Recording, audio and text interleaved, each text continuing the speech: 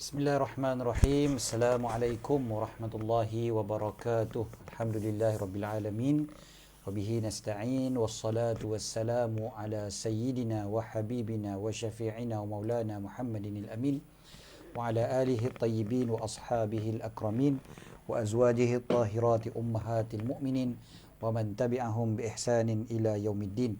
Subhanaka la ilma lana illa ma 'allamtana innaka antal alimul hakim. Allahumma inna nas'aluka as-sidqa fil qawl wal ikhlasa fil amal.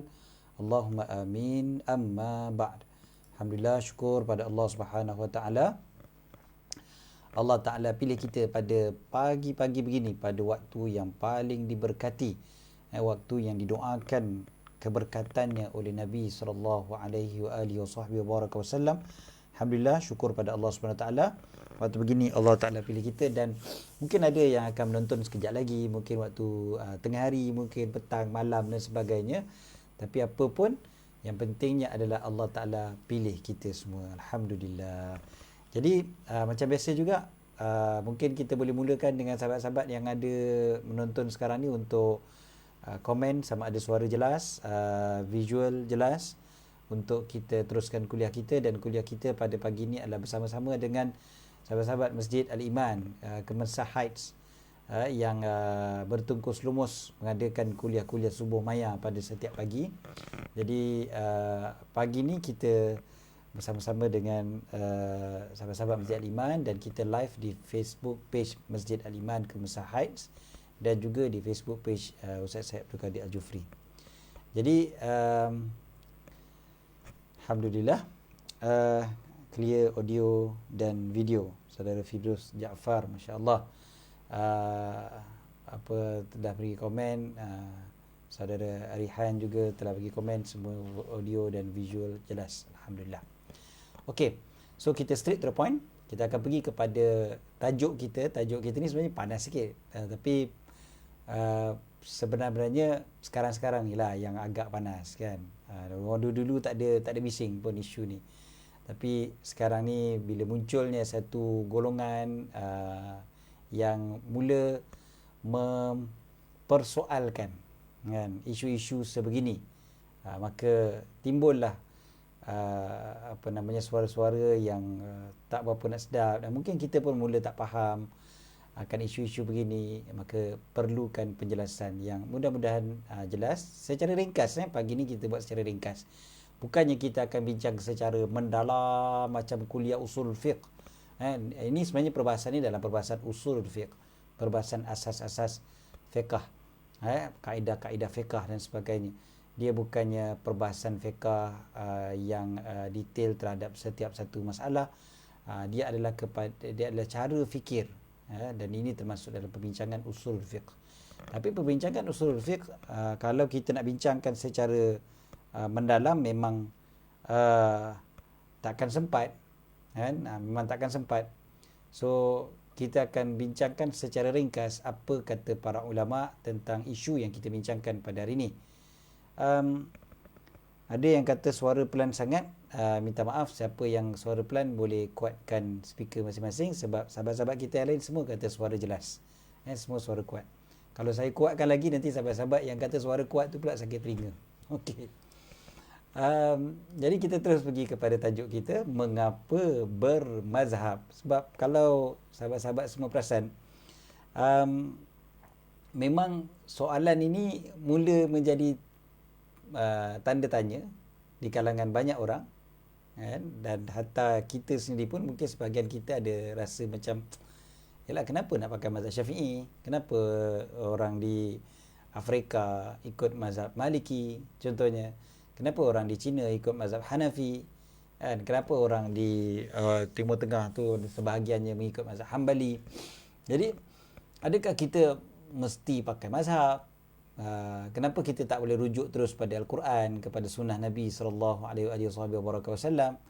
Dan adakah mazhab-mazhab ni menyebabkan perpecahan di kalangan umat dan sebagainya? So benda paling asas sekali bila kita nak bincang benda ni, dan sebagian orang yang mempersoalkan benda-benda macam ni, kadang sebut tentang mazhab pun kadang-kadang tak kena kan. Saya bukan nak nak mentertawakan seseorang, tapi kadang-kadang bila dia bertanya soalan, ustaz apa ni kita nak pakai mahzab ni kan, mahzab ni tak payahlah pakai, mahzab sebut pun rupanya tak betul kan. Jadi maknanya perkataan itu sendiri pun tak faham, lepas tu kita nak mempersoalkan kan, kita nak argue sedangkan kita sendiri tak faham apa dia benda yang kita nak arguekan. Itu yang jadi problem sebenarnya kan. Budak-budak muda sekarang dia kata itu yang jadi masalah problem. Okey. So kita pergi kepada slide kita insya-Allah, mengapa bermazhab. Okey. Pertama sekali bila kita cerita tentang mazhab, kita perlu faham mazhab ini adalah kata akarnya, sebab perkataan bahasa Arab ni memang semuanya ada daripada kata akar ataupun root word dia adalah daripada perkataan zahaba. Zahaba maksudnya pergi. Kan, pergi. Ni kalau siapa belajar bahasa Arab daripada basic mesti akan jumpa perkataan zahaba. Pergi. Kan, pergi ke sana, pergi ke sini dan sebagainya. Dia pergi. Kan, dia pergi. So zahaba ila al-madrasah. Kan, zahaba Aliyun ila al-madrasah. Ali pergi ke sekolah. Tu zahaba. Okey. Kemudiannya mazhab. Mazhab ni daripada perkataan zahaba itu. Mazhab adalah masdarnya. Masdar mimi dipanggil. So masdar kepada zahaba adalah mazhab. Pemergian ataupun kepergian. To go ataupun to take as away. Kita jadikan ia sebagai satu tempat yang kita pergi. Itu mazhab.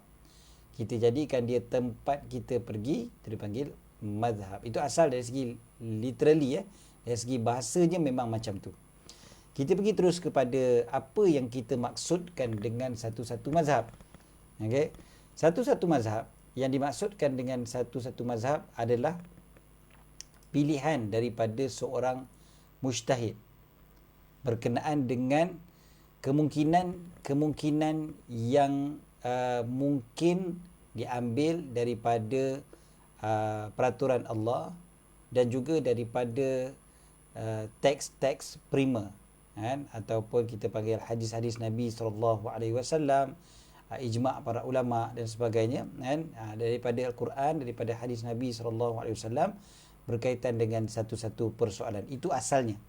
Asal mazhab adalah pilihan seorang mujtahid. Nanti mujtahid ni siapa kita akan bincangkan. Pilihan seorang mujtahid kepada kemungkinan tu, dia ada banyak kemungkinan, mujtahid pilih satu kemungkinan. Okey, berkaitan dengan satu persoalan. So satu persoalan ni contohnya mazhab Imam Sayyidina Ibnu Abbas contohnya. So mazhab Sayyidina Anas bin Malik contoh, ataupun generasi berikutnya lah kata mazhab Sayyidina Al-Imam Sa'id Ibn Musayyib contohnya, generasi tabi'in. Ini mazhab Tawus, ini mazhab Ata contohnya, ini mazhab ni dan sebagainya, mazhab Sufyan bin Uyainah, ini mazhab dan sebagainya. Maknanya pandangan seorang mujtahid, dia berpandangan begini berdasarkan kepada ada pelbagai kemungkinan, sebab dalil daripada Al-Quran dan hadis ini, walaupun Al-Quran dengan hadis ini bersifat memang confirm betul, Quran memang confirm betul, hadis memang confirm betul kalau ianya sahih, kalau bukannya hadis palsu, memang ianya betul dan memang mesti digunakan, sebab semua kita sepakat bahawasanya kita mesti berpegang kepada Al-Quran dan kepada hadis Nabi SAW. Namun begitu, bagi setiap satu persoalan itu, daripada menggunakan Al-Quran dan hadis, kadang-kadang dia boleh ada kemungkinan begini, kemungkinan begitu. Maka ini dipanggil sebagai zanni. Al-Quran itu bersifatnya qat'i. Qat'i maksudnya pasti, tetap, confirm dah. Memang Quran tu betul. Itu begitu. Kita punya iman memang begitu kan. Kata Quran tu memang confirm betul. Tetapi pemahaman daripada Al-Quran itu, yang ini yang banyaknya bersifat zanni. Dia menunjukkan kepada apa? Ada satu dalil, contohnya, bila difahami daripada sini, okey, ada ulama yang kata wajib, ada ulama yang kata sunnah. Contoh, ada perintah sesuatu, ada ulama kata wajib, ada ulama kata sunnah. Kenapa? Sebab dua-dua kemungkinan tu ada. Dua-dua possibilities tu ada. So bila dua-dua possibilities tu ada, maka ulama yang memilih pandangan A contohnya mengatakan wajib, itu mazhab dia. Ulama yang mengatakan B, itu mazhab dia. Itu asalnya perkataan mazhab daripada itulah dia. Maknanya tempat dia pergi, dia gunakan jalan yang mana? Dia guna jalan yang wajib ke? Dia guna jalan yang sunat. Itu asal mazhab. Kemudiannya mazhab telah diguna pakai pada hari ini. Secara umumnya mazhab menunjukkan kepada school of thought, sekolah pemikiran mujtahid tersebut. Dia bukan lagi satu pandangan. Macam tadi kita kata satu question, satu persoalan. Satu persoalan yang dibangkitkan, kemudiannya dijawab oleh para ulama. Maka itu kita kata, oh itu mazhab dia, ni mazhab dia dan sebagainya. Tapi sekarang ni, mazhab itu sudah menjadi lebih umum, lebih besar lagi daripada itu. Dia menunjukkan kepada sekolah pemikiran sendiri. Seorang mujtahid itu. Contoh, Imam Abu Hanifah, Imam Malik, Imam Syafi'i, Imam Ahmad bin Hanbal contohnya. Mereka ada cara pemikiran mereka sendiri. Dan cara pemikiran mereka pula diadun lagi oleh para ulama daripada mazhab-mazhab mereka yang masing-masing.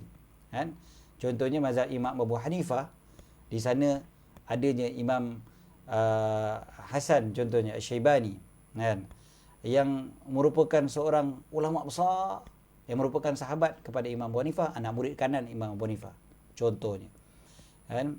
Imam Malik radhiyallahu taala anhu ardah contohnya, ada pula anak-anak murid beliau, anak-anak murid kanan. Kemudiannya generasi-generasi berikutnya dia ada ulama-ulama besar yang menyaring dan mengadun lagi pemikiran, cara pemikiran Imam Malik radhiyallahu taala anhu. Contohnya kita ada yang terkenal siapa mungkin yang ramai kita kenal, Ibn Khaldun contohnya kan, ulama mazhab Maliki. Ataupun mungkin ramai yang kenal Ibn Rushd. Mungkin ada yang kenal, mungkin ada yang tidak. Ibn Rushd contohnya. Itu semua ulama-ulama dalam mazhab Maliki. Mazhab Syafi'i kita tak payah cerita. Imam Syafi'i sendiri kita dah bincang panjang sebelum ni. Dan di sana ada ulama-ulama yang ulama kanan dalam mazhab Syafi'i yang menatijahkan satu mazhab, satu sekolah pemikiran.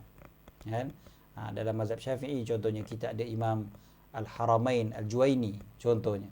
Ataupun mungkin lebih dikenali ataupun yang lebih terkenal di tempat kita mungkin Imam An-Nawawi contoh kan, Imam Al-Ghazali contohnya, Imam Ar-Rafi'i. Rafi'i mungkin kurang kenal di kalangan kita. Imam Ibn Hajar, Imam Ar-Ramli, itu generasi-generasi berikutnya, generasi bawah. So mereka telah refine. Contoh lagi Imam Al-Baihaqi contohnya, dia dah mengeluarkan bukti-bukti kepada sekolah pemikiran Imam Asy-Syafi'i contohnya. Imam Ahmad bin Hanbal, mazhab Hanbali, di sana adanya contohnya Imam Abu Ya'la contohnya dan sebagainya. So banyak para ulama ni mereka membentuk sekolah pemikiran terus. Dia bukan hanya semata-mata satu soalan, satu isu yang dijawab, tetapi terus membentuk satu kumpulan yang besar dari sudut pemikiran. Pemikiran dekat sini contohnya bagaimana mereka mengeluarkan hukum. Bagaimana mereka mengeluarkan hukum ataupun dipanggil sebagai usul fiqh berbeza. Ulama ni mengutamakan dalil yang begini. Ulama ni mengutamakan dalil yang begini. Ulama ini bila melihat dalil, melihat daripada sudut yang begini. Kaedahnya. Kita mesti tengok sudut begini dulu, baru begini. Ulama yang ini pula kata, sudut begini kita kena utamakan dulu, baru sudut begini. Okey?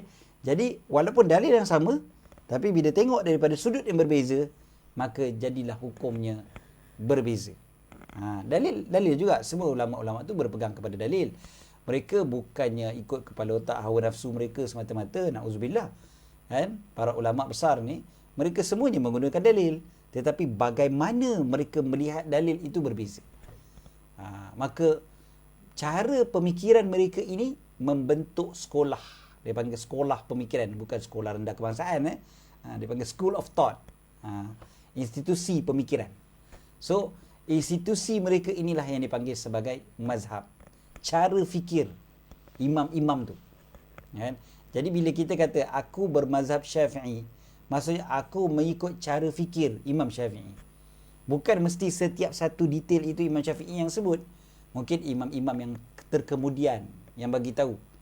Dan imam-imam yang telah menyaring dan menunjukkan lagi dengan begitu jelas untuk kita faham. Kan? Imam Syafi'i contohnya meninggal dunia tahun 204 Hijrah. Kan? Kita bincang dah sebelum ni. 204 Hijrah, satu tempoh yang begitu lama berbanding dengan kita. Tapi setiap zaman tu ada ulama-ulama yang akan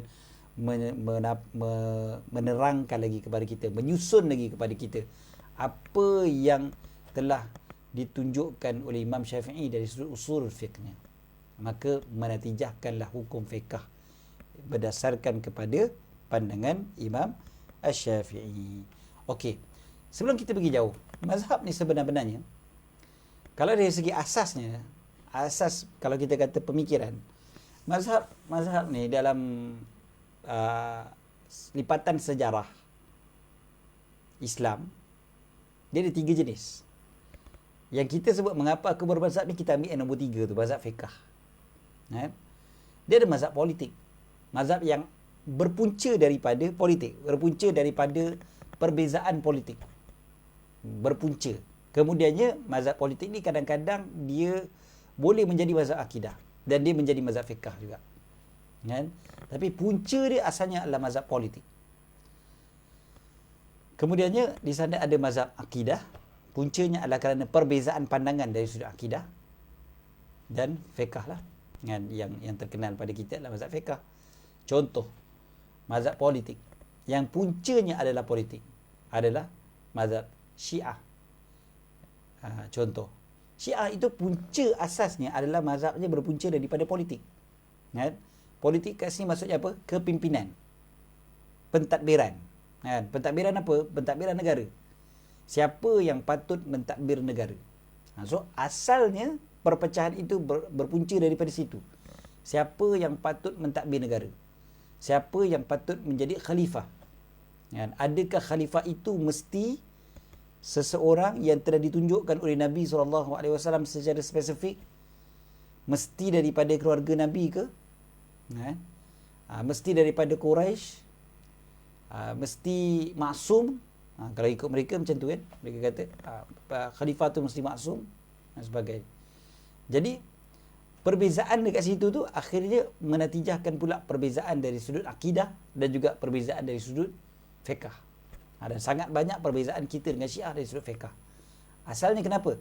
Kerana mereka menolak semua orang yang menolak ataupun orang yang memilih Sayyidina Abu Bakar sebagai khalifah contohnya. Yang bersetuju dengan Sayyidina Abu Bakar menjadi khalifah, Sayyidina Umar menjadi khalifah contohnya kan. Mereka tak bersetuju. So wujudlah fiqh yang berbeza. Sebab apa? Sebab mazhab politik asalnya mereka menolak Sayyidina Abu Bakar, mereka menolak Sayyidina Umar, mereka menolak orang-orang yang betul-betul menyokong Sayyidina Abu Bakar dengan Sayyidina Umar. Begitu juga zaman contohnya zaman Sayyidina Ali dengan Sayyidina Muawiyah, mereka yang bersama-sama dengan Sayyidina Muawiyah dan sebagainya, mereka tolak habis-habis. Begitu juga lah antaranya isteri Nabi SAW, Sayyidatina Aisyah contohnya, mereka tolak. Sayyidina Abu Hurairah contohnya, mereka tolak. Maka bila mereka tolak semua ni, maka fiqh mereka tentu berbeza. Sebab hadis-hadis yang diriwayatkan oleh Sayyidatina Aisyah contohnya, oleh Sayyidina Anas bin Malik, semuanya mereka tolak. Kan? Aku tak nak dengar semua tu. Aku benci mereka. Kan? Jadi bila mereka benci yang Sayyidatina Aisyah, Sayyidina Anas bin Malik dan sebagainya, akhirnya fiqh mereka pun pasti berbeza. Mesti lainlah daripada kita. Kan? Sebab mereka tolak semua hadis-hadis tu. Jadi ini asalnya. Begitu juga Khawarij. Kan? Khawarij juga berpunca asalnya daripada politik juga. Siapa yang patut menjadi khalifah? Kan? Mereka meletakkan hukum itu mesti daripada Allah Subhanahu Wa Taala. Siapa yang bersetuju dengan apa yang dipanggil sebagai tahkim pada zaman Sayyidina Ali bin Abi Talib dan juga Sayyidina Muawiyah radhiyallahu taala anhuma, mereka tak bersetuju dengan kedua-duanya sekali, lalu mengkafirkan sahabat-sahabat Nabi SAW. Kan? Dengan semangat mereka bukannya asalnya tu benci tu semata-mata kerana nak gilakan kuasa, tapi kerana semangat mereka meletakkan bahawa ini tak betul dari segi agama. Kan? Kalau macam ni je terus kafir. Sebab apa? Sebab telah berhukum dengan selain daripada apa yang Allah Ta'ala turunkan. Wa man lam yahkum bima anzalallah fa ulaika humul kafirun. Dia kata begitu. Jadi asalnya begitu. Maka akhirnya mereka menjadi mazhab akidah dan juga menjadi mazhab fiqh. Kan, mazhab akidah. Khususnya mereka mudah untuk mengkafirkan orang dan sebagainya. Okey. Akidah selain daripada Ahlussunnah wal Jamaah. Ahlussunnah wal Jamaah biasanya akidah ni mazhab dia yang terkenal adalah mazhab, ada dua mazhab yang terkenal dalam Ahlussunnah wal Jamaah adalah mazhab yang kita pegang, mazhab Asy'ari, dan juga satu lagi mazhab adalah mazhab Maturidi. So Asy'ariyah dan Maturidiyah. So Asy'ariyah dan Maturidiyah adalah dua mazhab akidah. So kalau ditanya kepada kita, kau mazhab apa? Kau mazhab apa? Mazhab dari segi akidah ke mazhab dari segi fiqh? Mazhab dari segi akidah. Mazhab dari segi akidah kau mazhab apa? Aku mazhab Asy'ari, seperti mana jutaan para ulama terdahulu. Kalau ada yang kata mazhab Asy'ari ni sesat, maknanya dia menyesatkan jutaan para ulama. Simple je macam tu. Kan? Pasal ramai para ulama bermazhab Asy'ari. Kan? Ulama-ulama yang kita kata, kita simply put, you name it, you get it lah. Senang. Memang berjuta para ulama bermazhab Asy'ari. Kan? Ulama-ulama besar, bukan ulama-ulama kecil anak. Kan? Bukan untuk imam kampung kita je. Bermazhab Asy'ari. Jadi kalau dia menyesatkan mazhab Asy'ari, maka memang dia telah menyesatkan jutaan para ulama. Asy'ariyah, mazhab Asy'ari dipanggil dari segi akidahnya. Jadi kita ni tergolong dalam kelompok Asy'ariyah, yang mengatakan bahawasanya yang kita belajar ni lah, yang kita belajar sifat 20, yang kita belajar rukun iman, rukun Islam kita ni kan, yang kita belajar Asmaul Husna, yang kita belajar tentang sifat-sifat Allah Ta'ala, sifat wajib Allah Ta'ala, sifat mustahil pada Allah Ta'ala, yang kita belajar Allah Ta'ala wujudnya tidak memerlukan kepada tempat, kepada masa, kepada had dan sebagainya. So di sana ada mazhab-mazhab akidah yang lain. Di sana adanya mazhab Qadariyah, di sana adanya mazhab Jabariyah, di sana adanya mazhab Murji'ah, di sana adanya mazhab Mu'tazilah dan sebagainya. Ini mazhab-mazhab dari segi akidah. Kan? Ada yang kata Allah Ta'ala berkuasa atas segala-galanya. Betul, kita semua kata begitu kan. Innallaha ala kulli syai'in qadir. Allah Ta'ala berkuasa atas segalanya. Tapi sampai ke tahap dia kata apa? Dia kata sebenarnya kita ni tak ada apa pun langsung. Kita ni macam bulu ayam yang ditiup angin. Ditiup ke barat lah kita. Ditiup ke timur lah kita. Kita ni tak ada apa langsung. Kan? Ada pula yang kata, kita ada power semua. Kita berhak untuk menentukan segala-galanya. Segala-galanya kita yang menentukan. Itu mazhab akidah sebenarnya. Dipanggil Qadariyah, ada dipanggil sebagai Jabariyah. Ada yang dipanggil sebagai Mu'tazilah contohnya kan. Mu'tazilah ni dia lebih percaya kepada akal dia. Kepada akal. Jadi dia kata, kalau akal kita kata bagus, Allah Ta'ala wajib kata bagus. Macam tu. Tak apalah, itu kita bincang panjang. Tapi yang kita nak bincangkan di sini adalah mazhab-mazhab fiqh. Mazhab fiqh yang terkenal. Mazhab fiqh yang terkenal yang inilah, yang empat ni. Ini terkenal. Bukan maknanya ini saja, tapi ini yang terkenal dan ini yang tersusun sampai hari ini. Yang ikut tarif kita yang kedua tadi tentang fiqh, tentang mazhab tadi, inilah dia.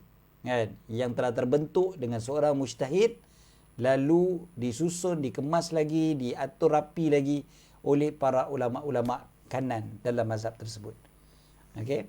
Ini empat mazhab yang memang paling tersusun kemas, rapi. Usul fiqhnya jelas, nyata. Kan? Ada cara fikir mereka masing-masing. Mazhab Hanafi, mazhab Maliki, mazhab Syafi'i dan juga mazhab Hanbali. Okey, Hanafi, Imam Abu Hanifah, itu first kali.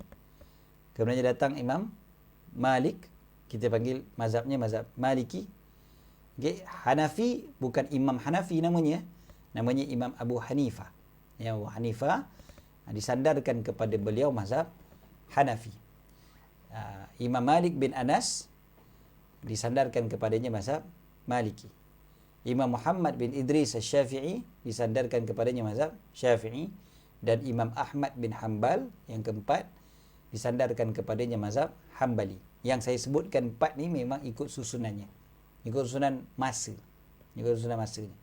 Dia asalnya atas sekali, paling senior sekali Imam Abu Hanifah. Okey. Seterusnya, cuba kita tengok. Kita ni mukallaf kan? Mukallaf maksudnya kita dah balik dan berakal. Kalau ada yang menonton yang belum balik, tak apalah, nanti akan balik insya-Allah. So, mukallaf. Mukallaf ni maksudnya yang balik dan berakal.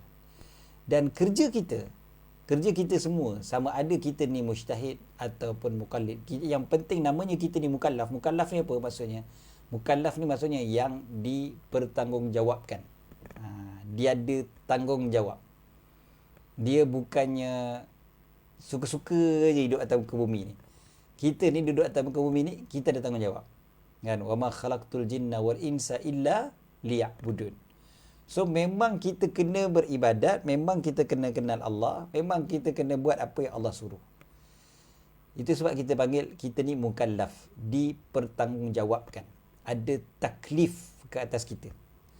Kemudiannya, bila kita ni namanya mukallaf, mukallaf ni ada yang namanya mujtahid, ada yang namanya muqallid. Apa maksud dua ni? Mujtahid adalah yang mampu mengambil hukum daripada dalil-dalilnya dengan cara berijtihad. Kan? Dia mampu. Ni takrif yang mudah lah untuk kita faham. Bukanlah takrif yang betul-betul detail segi ulama usulul fiqh panjang lagi. Tapi secara yang mudah kita faham adalah orang yang mampu mengambil hukum directly daripada dalil-dalil. Dia usahakan dengan ilmu dia, dengan alat-alatnya yang pelbagai, memang dengan kepakarannya dan juga bakatnya, kan? Directly daripada dalil tu dibawa keluar hukum. Dia ekstrak hukum daripada situ. Sebab apa? Sebab dia memang ada kepakaran.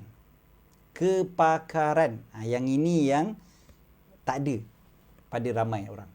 Okay? Kepakaran itu. Ataupun ilmu-ilmu yang diperlukan untuk mengeluarkan hukum tu. Yang ni ramai orang tak ada. Saya pun tak ada benda tu. Saya belajar. Bukan tak belajar. Belajar. Tapi kepakaran tu tak ada. Kan? Kemahiran untuk mengeluarkan. Okay? Secara direct daripada dalil. Saya boleh sebut dalil ni kata begini, maknanya menjadi wajib. Dalil ni kata gini, jadi wajib. Dalil ni jadi ini, jadi sunat. Tapi bukan kepakaran secara betul-betul mendalam kepada setiap satu alat-alat yang diperlukan. Secara mudah, ringkas, itu boleh. Kan? Tetapi secara betul-betul mendalam setiap satu isu itu terus directly daripada Al-Quran, daripada hadis Nabi SAW. Saya perlu menguasai semua ayat-ayat hukum. Saya perlu menguasai semua hadis-hadis hukum. Saya perlu pula menguasai bahasa Arab dengan begitu dalam. Dan segala sastranya, segala apa semua. Saya perlu menguasai ilmu usul fiqh secara mendalam betul-betul. Dan saya perlu tahu pula tentang sebab-sebab turunnya Quran, sebab-sebab turunnya hadis Nabi, keluarnya hadis-hadis Nabi SAW dan sebagainya. So semua perkara tu dan banyak lagi perkara perlu didalami, barulah boleh mengeluarkan hukum hakam secara direct daripada Al-Quran, daripada hadis Nabi SAW ataupun daripada dalil-dalil yang lain. Kemudian dalil-dalil pula ada pelbagai. Dalil mana yang saya nak ambil, dalil mana yang saya tolak. Maksud dalil kat sini bukan Al-Quran saja, bukan hadis saja. Dalil kat sini termasuklah ijma', termasuklah qiyas. Qiyas pula ada macam-macam jenis. Kan? Hadis pun ada macam-macam jenis. Hadis mana yang saya nak ambil, hadis mana yang saya tolak. Dia bukan sahih dengan dhaif saja. Okay? Hadis yang begini ni macam mana? Kalau dia bertembung dengan yang ni macam mana pula? Kalau yang ni bertembung dengan yang ni, kalau yang ni gini, macam mana saya nak keluarkan? Okay? Kalau yang ini nampak macam umum, yang ni nampak lebih khusus. Betul ke? Ke saya yang salah faham? Kan? Ke sebenarnya dua-dua dalil ini saya boleh harmonikan? Dan macam-macam cara lagi. Contohlah kata macam contoh perbezaan kunut, contohnya kan, perbezaan kunut. Perbezaan kunut tu sebenarnya perbezaan cara pandang dalil. Bukan antara dalil ada ataupun tidak. Kan? Dalil memang ada. Dalil memang ada. Nabi SAW membaca doa kunut. Yang contohlah kalau dikatakan tentang doa kunut subuh. Doa kunut subuh memang ada hadisnya. Nabi SAW membaca doa kunut pada waktu subuh. Sampai baginda wafat. Kemudiannya ada satu hadis. Nabi SAW mendoakan kehancuran kepada para orang kafir Quraisy, orang kafir bukan kafir Quraisy, orang kafir yang membunuh sahabat-sahabat Nabi SAW yang hendak mengajarkan kepada mereka Al-Quran, mengajar Quran pada mereka. Mereka bunuh secara serang hendap kan kepada para sahabat Nabi SAW tersebut. Lalu Nabi doa pada setiap waktu solat. Nabi doa setiap waktu solat. doakan kehancuran atas mereka. Ini dipanggil doa kunut juga, kunut nazilah kita panggil kan. Dan ini dibaca oleh Nabi SAW kunut ini. Kemudiannya disebutkan dalam hadis tu selama 40. Kemudiannya Nabi tinggalkan. Nabi tak baca dah kunut sampailah Nabi wafat. Sebagian ulama gunakan hadis ini mengatakan ini bukti bahawasanya Nabi tidak berkunut waktu subuh. Sebab disebutkan Nabi dah tak berkunut sampai wafat. Kan? Ada sebagian lagi para ulama tengok hadis ni, mereka kata kunut yang dimaksudkan di sini yang Nabi tak kunut dah sampai wafat adalah kunut nazilah. Kan? Kunut nazilah tu yang Nabi tak buat dah. Tapi kunut subuh mesti diteruskan sampailah baginda wafat. So dekat sini ni cara pandang, satu dalil yang sama. Satu dalil yang sama tetapi cara pandang yang berbeza. Cara pandang yang berbeza. So kenapa? Sebab cara nak mengeluarkan hukum tu kan, mereka berbeza. Bagaimana mereka melihat kepada dalil tu, ini berbeza. Ini bukan level kita sebenarnya. Ini bukan level kita untuk menentukan, oh ni kunut subuh ni sebenarnya sunat ke tak. Cuba tengok dalil. It's not as easy as kau nampak dalil je kau tahu dah mana yang betul, mana yang salah. No. Okay. Dalil ini dia menunjukkan kepada siapa? Kepada mujtahid. Sebab mujtahid ni yang boleh ambil hukum direct daripada dalil. Adapun kita dipanggil sebagai muqallid. Muqallid ni orang yang tak mampu ambil hukum terus daripada dalil. Kan? Kita tak mampu. Kita kalau ambil pun, kita ambil daripada siapa dia? Kita ambil daripada ulama yang mampu tadi tu. Kita ni bahasa Arab polintah pokang, ana dengan anta pun masih lagi terbalik. Kan? Ustaz, ana nak pergi mana tu? Ana nak pergi mana? Kan? Manalah aku tahu kau nak pergi mana. Kan? Ustaz, ana nak pergi mana tu? Ada seorang Tan Sri tu, dia kata, Ustaz, jauzah ana tak bawa sekali ke? Sudah kan. Dah lah sebut jauzah bukan zaujah. Tak apalah, tertukar terbalik tu tak apalah. Tak jadi pula kita nak bawa apa hal. Kan? Jadi dia nak sebut anta kan. Ana dengan anta pun terbalik. Ana nak sebut ana tu pun kadang-kadang nak bunyi Arab sangat. Ana. Kan? Ana. Oh. Anta apa khabar? Ana baik. Ana. Oh sudah kan. Rosak tu bahasa. Tiba-tiba kita kata, oh tak, saya tengok pada dalil je Ustaz. Saya tengok pada dalil. Mana dalil yang kuat itu saya follow. No. Dalil kuat macam mana kita follow? Dalil tu pun kita tak faham. Kan? Tak ada dah Ustaz. Saya tengoklah translation dia. Oh, translation. Translation bukan dalil. Even translation sekalipun, pelbagai cara translate. Satu ayat yang sama boleh translate 3-4 cara. Betul tak? Satu hadis Nabi SAW yang sama boleh translate macam-macam cara. Dan translation ataupun ayat itu saja belum menjadi dalil untuk kita. Sebab dia boleh difahami dengan pelbagai cara. So itu yang kita kata kita sebenarnya tidak mampu. Contoh mudahlah. Dalam hadis Nabi SAW ada sebut, la salata liman lam yaqra' bi fatihatil kitab. Tiada solat. Terjemah translation. Tiada solat bagi yang tidak membaca Fatihah. Hadis ni nampak jelas. Okey, tiada solat bagi yang tidak membaca Fatihatul Kitab. Fatihatul Kitab, pembukaan kitab maksudnya surah Al-Fatihah. Tiada solat. Kenapa ada mazhab yang mengatakan tak wajib baca Fatihah dalam solat?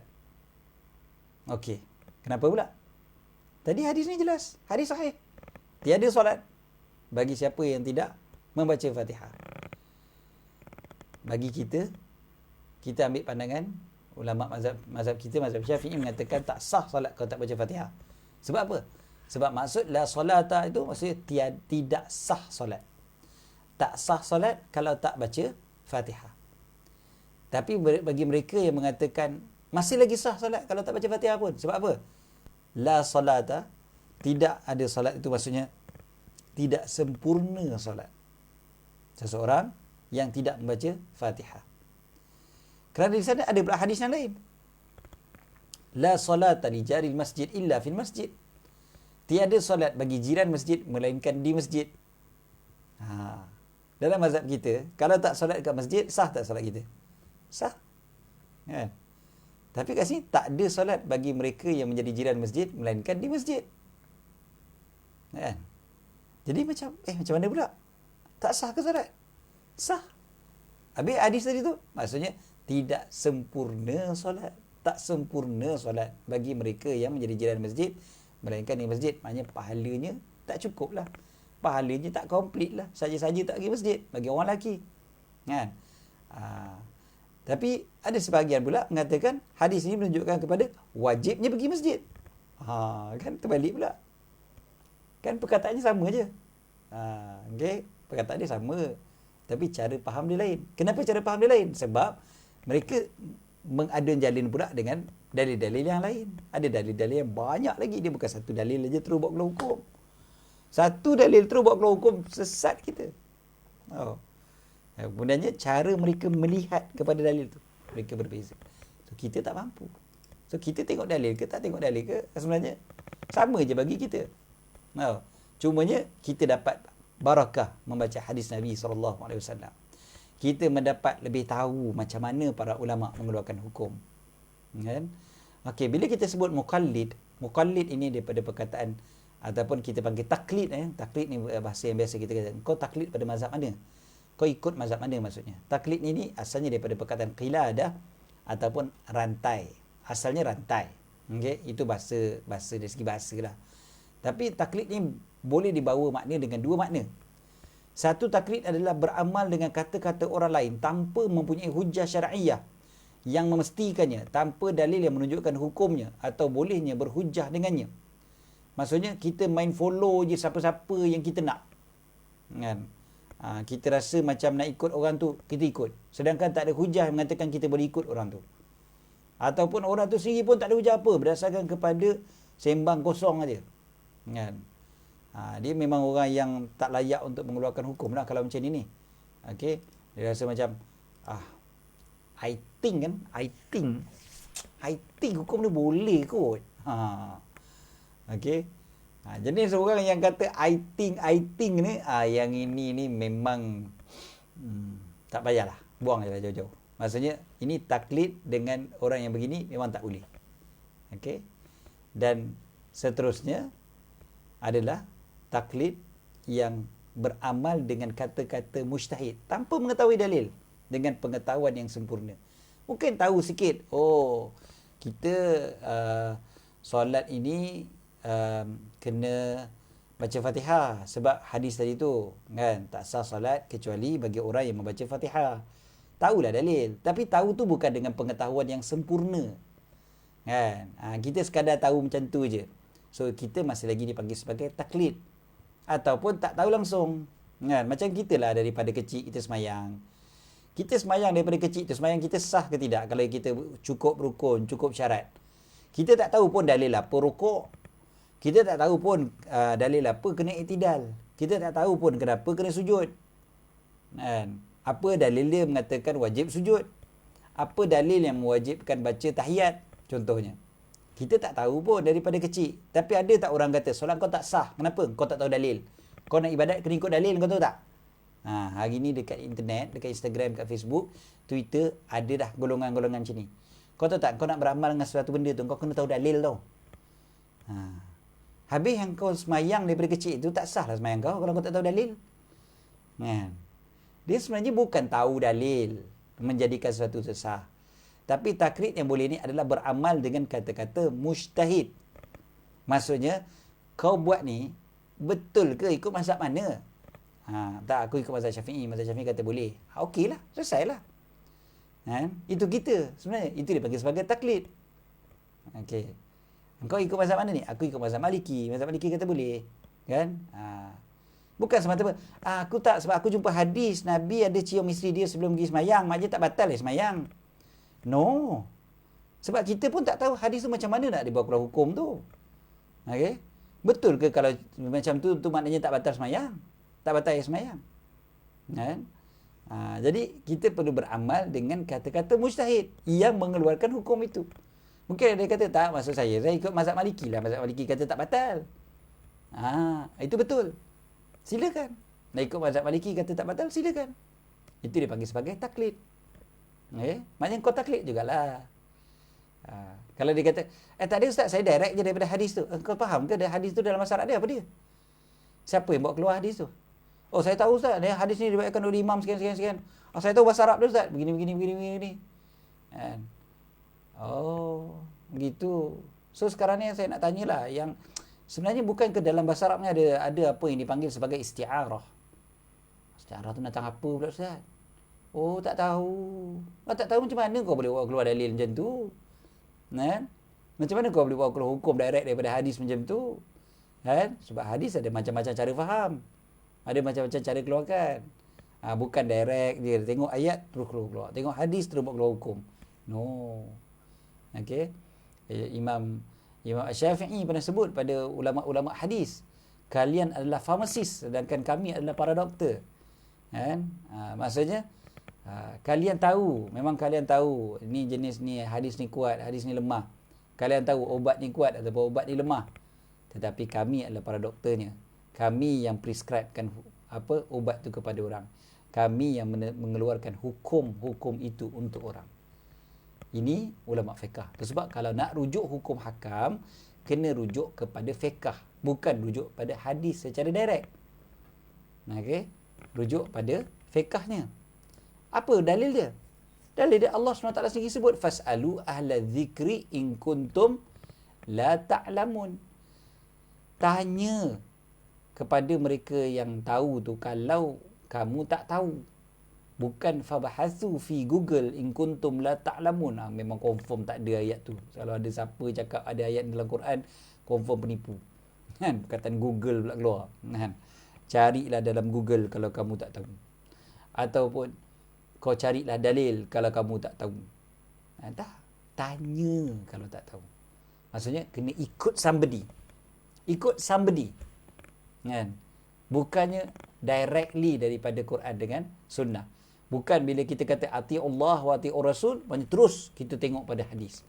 Tengok pada Quran. Kan? Bukan kita kata kalau fa in tanaza'tum fi syai'in farudduhu ila Allah wa Rasul. Kan? Kalau kamu berselisih, maka kembalilah kepada Al-Quran, kepada Allah dan Rasul. Kembali kepada Allah dan Rasul, bukan direct macam tu. Dia punya cara dia, iaitu fas'alu ahla dzikri in kuntum la ta'lamun. Apa lagi kata-kata para ulama dalam isu ni? Kita dah nak naik matahari dah ni. Dah pukul 7 suku. Bukan dah nak naik matahari. Dah naik matahari pun. Dan biasanya kuliah subuh, dia tak boleh lama sangat. Kan? Kalau sebab apa? Sebab kita pun nak solat. Nak solat apa namanya ni? Solat sunat kan? Solat sunat isyraq. Naik matahari ni. Jadi lebih kurang lagi seminit 2 lagi kita akan sampai kepada waktu untuk solat sunat isyraq. Jadi insya-Allah kita akan berhenti dulu kat sini. Nampak macam tergantung je Ustaz. Memanglah tergantung. Banyak lagi isu-isu lain berkaitan dengan mazhab ni tau. Bagaimana ijma' para sahabat dan sebagainya, nak menunjukkan kepada bahawasanya memang kita kalau nak beramal ni kita kena merujuk kepada orang, kan? Merujuk kepada individu yang berkemahiran, yang mempunyai kepakaran dalam mengeluarkan hukum, bukan hanya semata-mata directly daripada hadis-hadis Nabi SAW. Hatta hadis yang berkaitan dengan solat sunat ni, naik matahari ni kan, lepas naik matahari ni pun boleh salah faham. Kan? Ada seorang syekh di Jordan, dia ceritakan bagaimana dia mengajar ada anak murid dia yang memang orang yang kaya. Orang tu kaya, orang tu banyak duit. Orang tu baik, masya-Allah. Kan? Masya-Allah baik orangnya. Kemudiannya orang ni dia bila dia perhatikan, syekh ni perhati, orang ni walaupun kaya dan baik tapi tak pernah pergi haji. Kan? Bila akhirnya syekh ni macam ada tergerak hatilah, kan? Dari Jordan nak pergi haji senang, bukan macam kita dari Malaysia payah, kan? Dari Jordan nak pergi haji lebih mudah. Jadi syekh ni pun tanya, aku nak tanya kau lah, cara baik. Kenapa katnya kau tak pergi haji? Kau ada keuzuran apa? Sakit ke? Ada jaga mak yang tua ke? Apa benda ke? Dia pun jawab, dia kata, syekh, saya bukan tak pergi haji. Saya pergi haji tiap-tiap pagi. Tiap-tiap pagi saya pergi haji. Jadi, kenapa kau kata macam tu? Kata, sebab saya ni, tiap-tiap pagi, saya lepas sembahyang subuh berjemaah, saya duduk berzikir mengingati Allah sampai naik matahari. Lepas tu saya sembahyang sunat 2 rakaat. Kan Nabi SAW kata, orang yang buat begitu tu maka dia dah mengerjakan haji. dan umrah yang sempurna, kata Nabi. Nabi SAW kata sempurna pula tu haji dia. Kan? Jadi kata saya pergi haji tiap-tiap pagi. Orang lain pergi haji setiap setahun sekali je. Saya pergi haji tiap-tiap pagi. Lagi hebat lah. Nampak tak? Hadis ni sendiri pun dia boleh disalahfahami. Dia pakai hadis ke tidak? Pakai hadis. Dia pakai hadis. Tapi kenapa dia salah faham? Sebab dia directly nak mengambil hukum daripada hadis. Para ulama ceritakan tentang haji ni, dia tetap menjadi rukun. Kan? Salah satu daripada rukun Islam. Mesti juga wajib pergi. Kau tak cukup sekadar pagi-pagi kau zikir sampai naik matahari macam tu je, kau dah kira dah pergi haji. Kan? Lepas ni ramailah orang boleh tukar nama kan. Tuan Haji, semua panggil Tuan Haji. Kau kena panggil aku Haji tau. Sebab apa? Pagi tadi aku kan, lepas main subuh aku dengar kuliah Ustaz Said Abdul Kadir, Masjid Liman, Kemas Haid. Sampai naik matahari. Lepas tu aku main sunat 2 rakaat. Aku dah pergi haji dah. Semalam tak haji lagi dia, pagi ni haji. Kan? Ambil hadis kan tu? Ya, ambil hadis. Ustaz, saya guna hadis Ustaz. Saya bukannya guna hawa nafsu. Kan? Tapi sebenar-benarnya dia telah menggunakan hawa nafsu tanpa dia sedar. Apa dia? Iaitu dia percaya kepada akal fikiran dia semata-mata untuk mengeluarkan satu-satu hukum. So macam saya sebut tadi, oleh kerana masa kita dah tamat, kita akan sambung insya-Allah. Tajuk ni kita akan sambung lagi. Tajuk ni tajuk yang penting. Kita akan sambung. Saya akan maklumkan kepada pihak jawatankuasa Masjid Al-Iman untuk kita tetapkan lagi satu tarikh insya-Allah. Satu lagi tarikh untuk kita sambung bahagian yang kedua daripada tajuk yang penting ini. Tajuk ni penting, so kita memang akan bincangkan lagi dan kita akan jawab persoalan-persoalan. Kan? Ada banyak persoalan-persoalan dekat sini yang saya bawakan sekali. Contoh, orang kata kita kena ikut Quran dan Sunnah, bukan kalam para ulama. Ada orang kata, kenapa tak tinggalkan mazhab kalau bercanggah dengan hadis Nabi? Kan? Ada yang kata, Ustaz, bukan ke Imam Syafi'i dan juga imam-imam lain yang kata, idza sahhal hadis fa huwa madhhabi. Apabila hadis itu sahih, maka itulah mazhab aku. Kemudian timbul lagi persoalan, Ustaz, wajib pakai satu mazhab je ke Ustaz? Boleh tak tukar-tukar mazhab? Dan sebagainya. Yang tu semua isu-isu yang kita akan bincangkan dalam kuliah yang akan datang. InsyaAllah. Mudah-mudahan Allah Ta'ala panjangkan umur kita. Kita akan dapat bincangkan tajuk-tajuk tersebut. Tajuk-tajuk tu saya tahu tajuk yang penting. Kan? Dan tajuk-tajuk yang kadang-kadang orang duk sebut. Kan? Orang duk bangkitkan dan sebagainya. Saya tak sangka sebenarnya pagi ni ramai yang menonton bersama-sama dengan kita. Dah dekat 200 orang. Kuliah subuh jarang ramai macam tu. Kuliah subuh biasa sikit-sikit aja. Tapi Masya Allah, tahniah kepada semua yang dapat bersama-sama pada pagi ni. Kita akan bincangkan lagi tajuk-tajuk berkaitan dengan mazhab ini pada kuliah yang akan datang insya-Allah. Jadi terima kasih sekali lagi kepada sahabat-sahabat yang menonton dan khususnya kepada pihak jawatankuasa Masjid Al-Iman Kemas Heights yang menganjurkan kuliah kita pada pagi ini dan kuliah-kuliah subuh yang lain. Moga-moga Allah Ta'ala merahmati, moga Allah memberkati, moga Allah Ta'ala memberikan mereka kemudahan, keberkatan dalam hidup mereka, dalam keluarga mereka semua, dan juga kesenangan bagi mereka di dunia dan di akhirat atas usaha mereka memudahkan kita menghadiri kuliah-kuliah kita pada setiap pagi ini. Jadi cukup setakat itu untuk hari ini. Aku qauli hadza wa astaghfirullahal azim li wa lakum. Kita sudahi dengan sedikit doa insya-Allah. Bismillahirrahmanirrahim. Rabbana anfa'na bima 'allamtana, rabbi 'allimna alladhi yanfa'una, rabbi faqihna wa faqih ahlana wa qarabatin lana fi dinina ma liqutri unsa wa dhakar, rabbi waffiqna wa waffiqhum lima tartadi qawlan wa fi'lan karama, warzuqil kulla halalan daima wa akhilla atqiya ulama, nahza bil khair nukfa kulla shar, rabbana aslih lana kulla shu'un wa akir birridha minkal uyun, waqdi anna rabbana kulla duyun qabla an ya'tina rusul manun, waghfir wastur anta akram man satar, wa salatullahi taghshal mustafa man ila al-haqqi da'ana wal wafa, بكتاب فيه للناس شفاء وعلى الآل الكرام الشرفاء وعلى الصحب المصابيح الغرر. اللهم اهدنا بهداك واجعلنا ممن يسارع في رضاك ولا تولنا وليا سواك ولا تجعلنا ممن خالف أمرك وعصاك. وحسبنا الله ونعم الوكيل ولا حول ولا قوة إلا بالله العلي العظيم. وصلى الله على سيدنا محمد وعلى آله وصحبه وبارك وسلم والحمد لله رب العالمين. Wassalamualaikum warahmatullahi taala wabarakatuh.